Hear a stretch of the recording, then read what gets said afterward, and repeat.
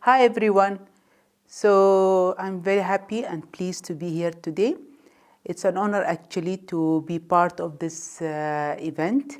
I'm on a holiday in Spain, but still, because this topic, the youth, development of youth, has always been very close to my heart. I made it a point that wherever I am in the world, I should participate in this event and deliver a message which I would love to deliver to the youth who are my extended children. Well, what is the two magical words in my life? Success and a dream. If there is no dream, there is no success. So let me just give you how I climbed the ladder of success in my life. Well, I was born in a family of 3 sisters. I'm the eldest. My mother and my father raised us in a very strict manner, I should say. We were girls physically, but the way we were brought up was nothing less than boys.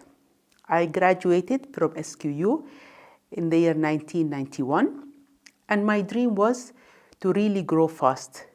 Yes, I came from a business house. My father gave us all the luxury of life, but still there was a dream to prove myself. So what was the dream? The dream is that I start with an academic life. I was one of the first actually girls who became assistant teachers in SQU.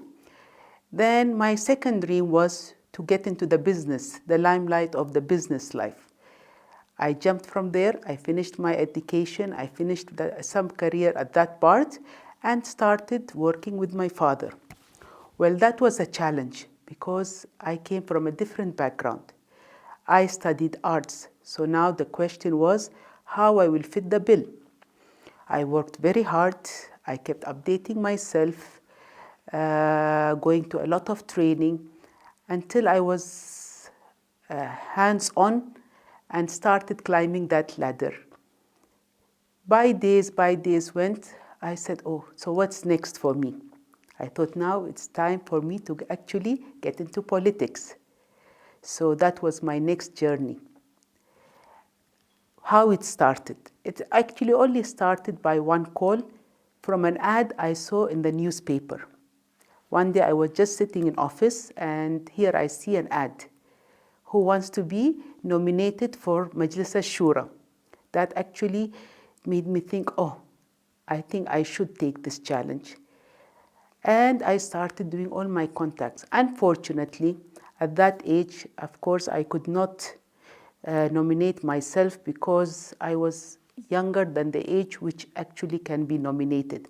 But that did not let me lose hope. I waited till I was in the perfect age to actually get nominated. That was a different challenge for me.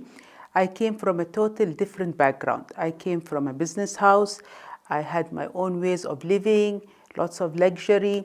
So the challenge was how to win the heart of the nation.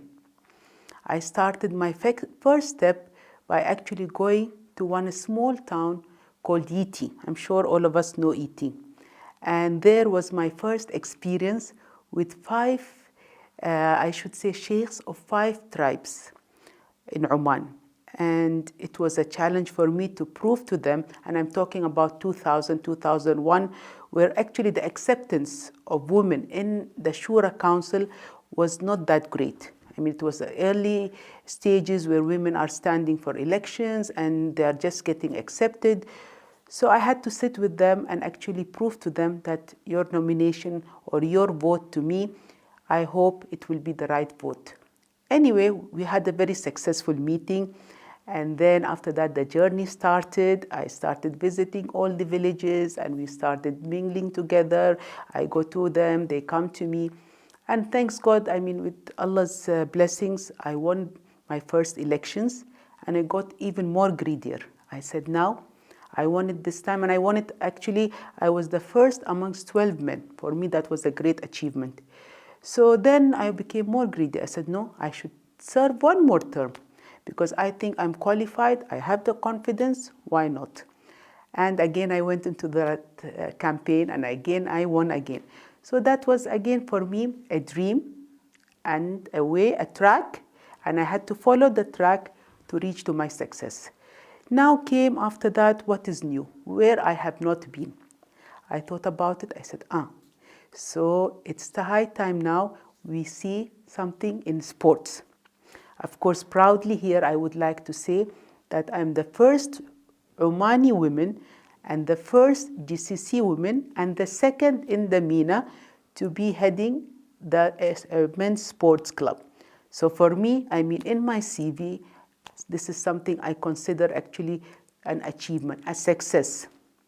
So like that, I went from one to one, and Alhamdulillah Rabbil Alameen, the latest for me was when the decree came from late His Majesty, and he honored me in Majlis al-Dawla. And actually, I'm serving again my second term in it, and this is also a success. So going back, what is a success? Success is a dream all of us should have. We have to get up in the morning and think what we want next, or how far are we from our dream. Life is not only about getting up, going for meetings, going for a party. No, it is something you get up, you have a goal in life. What is my goal? What do I want? What do I want this month? What do I want next month? What I want end of the year? Do I want to be a failure, or I want to be a success or a successful person?